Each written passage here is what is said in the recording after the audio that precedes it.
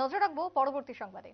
ইতিমধ্যেই যে খবর উঠে আসছে কার্যত অভিচরণ পাড়া থেকে, সেখানে এক অসুস্থ বা ব্রেন টিউমারে আক্রান্ত যদি বলি, সরজিৎ দেববর্মার বাড়ি পরিদর্শনে যান এডিসির ইএম রুনিয়াল দেববর্মা। জানা যায় সরজিৎ দেববর্মা দীর্ঘদিন ধরে আক্রান্ত হয়েছেন এবং কঠিন রোগে এক প্রকার আক্রান্ত, তার ব্রেন টিউমার। তাই তার পাশে দাঁড়াতে, তার পরিবারের পাশে দাঁড়াতে তাকে ইতিমধ্যেই সহায়তা করতে, আর্থিকভাবে সহায়তা করতে পরিবারটির পাশে দাঁড়ালেন এডিসির ইএম রুনিয়াল দেববর্মা।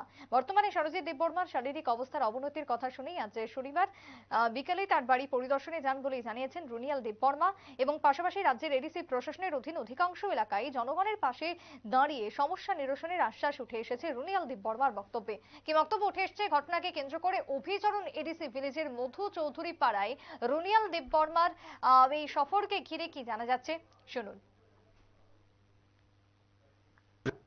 একদম মধু চৌধুরী চিনি তা খুব সুরজিৎ দেববর্मा मधु चौधरी कामी अभिचरण बिसि दिन ब्रेन टिउमार गोबां साल गैना गावनि सिगांबो वाइसे फाय दिन ऑपरेशन खायना प्रोसेसिंग चुबाय लांफायका इनके तिनि बहायनाहाय बनो लास्ट ऑपरेशन खायना नै इसे चुबा फायका इनके बिन फैमिली उनो कुक सलायका फाइनल ट्रीटमेंट हामसुगनानि बागै बनो तम खायना आं जेसे मानसा आं बनो हेल्प खायना फाइनल ट्रीटमेंट नि बागै तब तिनि बहाय किसिनिसे बिदि बारे पाइजाना बागै सेमिसा चुबा सरि क्लांका उनो ताबु फाइनल ट्रीटमेंट बरो कोइदिन परे डाक्टर थानाय डाक्टर थाङै आना सानै तैसे चुबा फायना রুনিয়াল দেববর্মার বক্তব্য আপনারা শুনলেন।